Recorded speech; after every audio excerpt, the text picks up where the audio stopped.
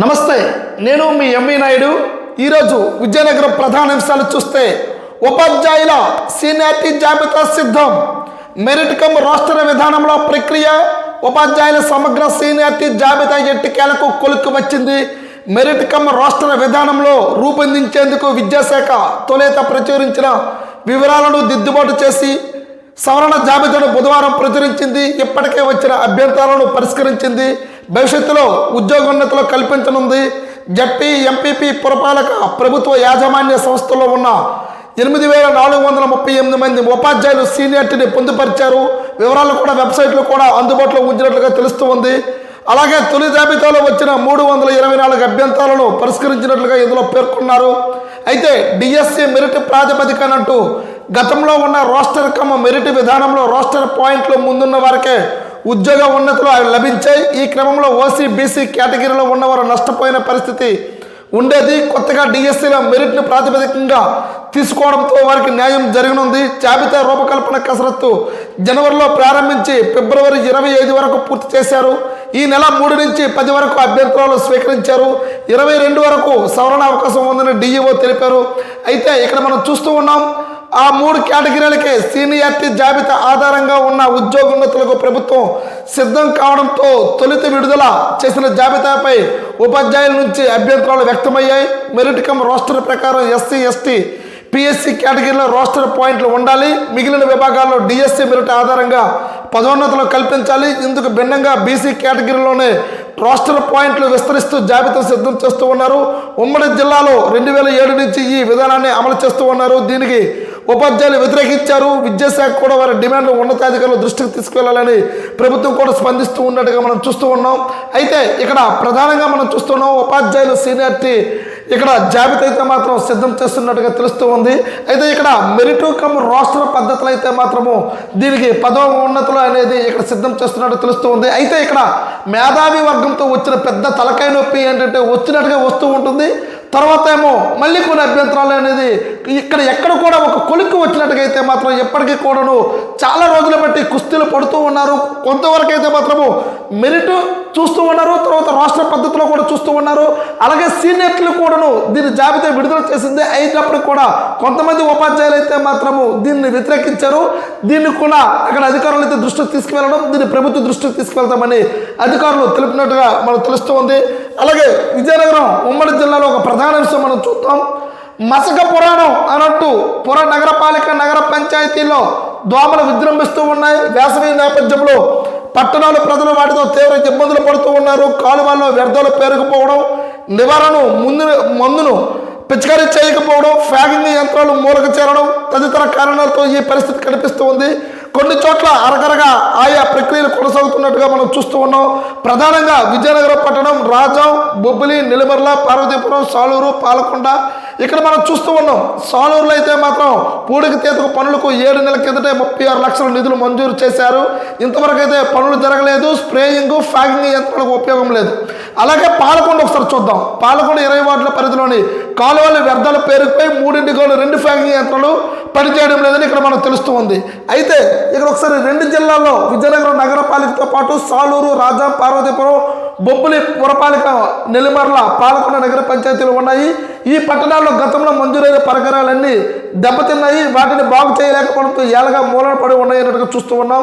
అయితే ఇది ఇక్కడ నగర పురపాలక సంస్థలు అయితే మాత్రం మున్సిపాలిటీలో ఉన్న ఇక్కడ రాజాము, బొబ్బిలి, సాలూరు, పాలకొండ, ఇలాగా నెల్లిమర్ల ఈ నగర పంచాయతీలో వచ్చినవన్నీ కూడాను ఇక్కడ ఫాగింగ్ అంటే దోమల నివారణ అయితే నియంత్రించడంలో కొన్ని లక్షల కోట్ల రూపాయలు ఇక్కడ పట్టణాల్లో ఉంటున్న ఇక్కడ నివసిస్తున్న ప్రజల నుంచి అయితే మాత్రము కొలాయిలు అంటే మున్సిపల్ వారు అయితే మాత్రం ట్యాక్సీ రూపంలో అయితే మాత్రం కలెక్షన్ చేస్తూ ఉంటారు. కానీ ఇక్కడ సమాధానం అయితే చెప్పడానికి వచ్చేసరికి మాత్రం అధికారులు అయితే మాత్రం పక్కకు తప్పుకున్నట్టుగా తెలుస్తూ ఉంటుంది. ఎందుకంటే ఇది వస్తున్నదేమో వేసవి కాలం, ఇక్కడ మురుకు కాలువలతో నిండిపోతూ ఉంటే దోమల నివారణకైతే మాత్రం చర్యలు తీసుకోవాలి. ఇక్కడ కావలసిన ఇక్కడ చెప్తున్నారు స్ప్రేయర్లు 3 వినియోగంలో మాత్రమే ఉన్నాయి. జిల్లా కేంద్రంలో సమస్యగా తీవ్రంగా ఉంది.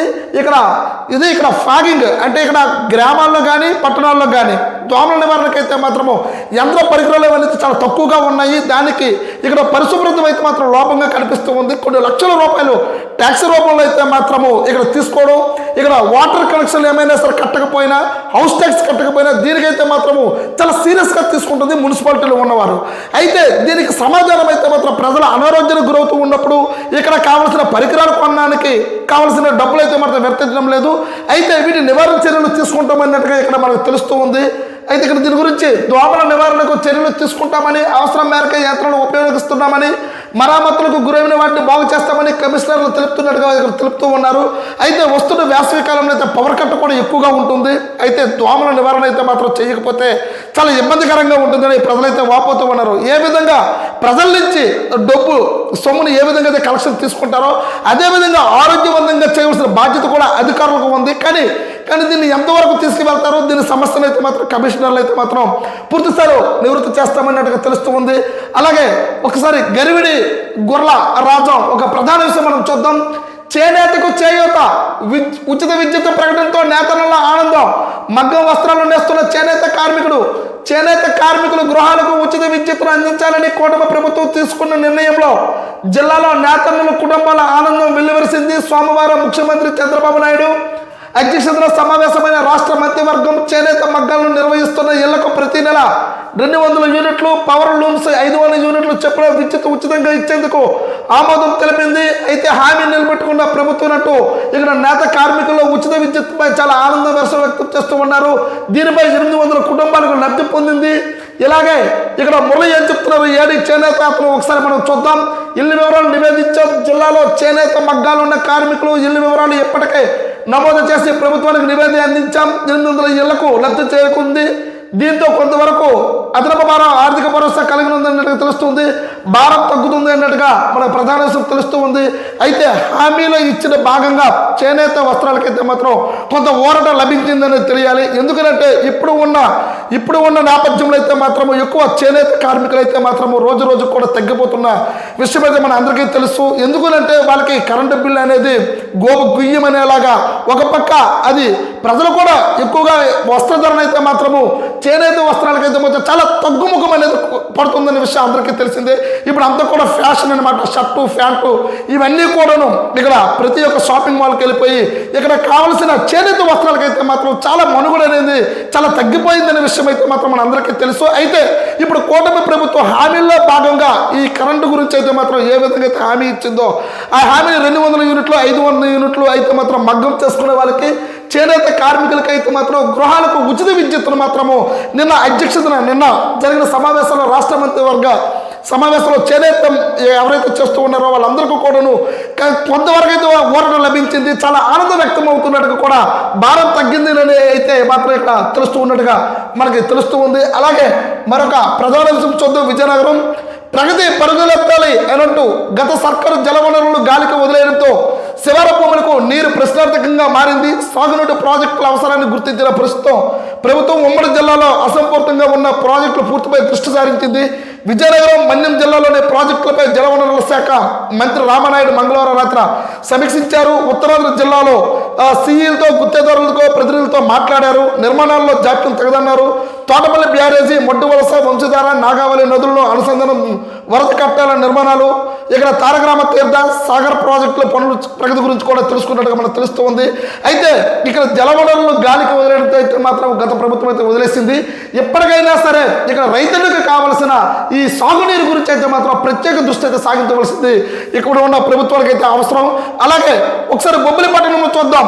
పట్టణాలకు జలసత్వాలు, తాగునీటి పథకాలు కొత్త రూపు అని ఇక్కడ మనం చూస్తూ ఉన్నాం. ఉమ్మడి జిల్లాలో పట్టణాల్లో తాగునీటి కొరత తీర్చేందుకు తేదీపై హయాంలో అయితే మాత్రం నిధులు మంజూరయ్యే అనంతరం వచ్చిన గత ప్రభుత్వం నిర్లక్ష్యం వహించింది.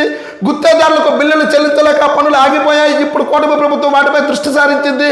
అంతరాలతో ఇప్పటికి భారీగా అంతరాలు పెరిగి ఈ పథకాలు పూర్తయితే పట్టణాల్లో శాశ్వతంగా నీటి కష్టాలు దూరం అవుతాయి అన్నట్టుగా మనం చూస్తూ ఉన్నాం. తాజాగా డిపిఆర్ నివేదికలకు ప్రభుత్వానికి పంపించినట్టుగా తెలుస్తూ ఉంది. అయితే ఇక్కడికైతే ఎప్పటికైనా సరే పట్టణాలకు జలసత్వాలు వస్తున్నట్టుగా ఇక్కడ చూస్తూ ఉన్నాం. ఇప్పటికే నెల్లిమర్లో చంపవతి నదిలో అసంపూర్తిగా ఉన్న ఓటబావులు మనం చూస్తూ ఉన్నాం.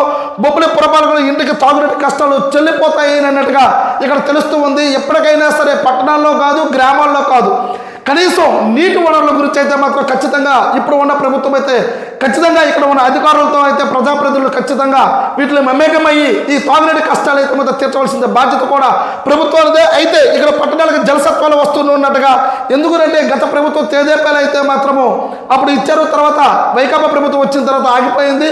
మళ్ళీ వీటి గురించి పునరుద్ధరిస్తున్నట్టుగా తెలుస్తూ ఉంది. చూస్తూ ఉండండి ఎంఈ న్యూస్. నేను మీ ఎంఈ నాయుడు.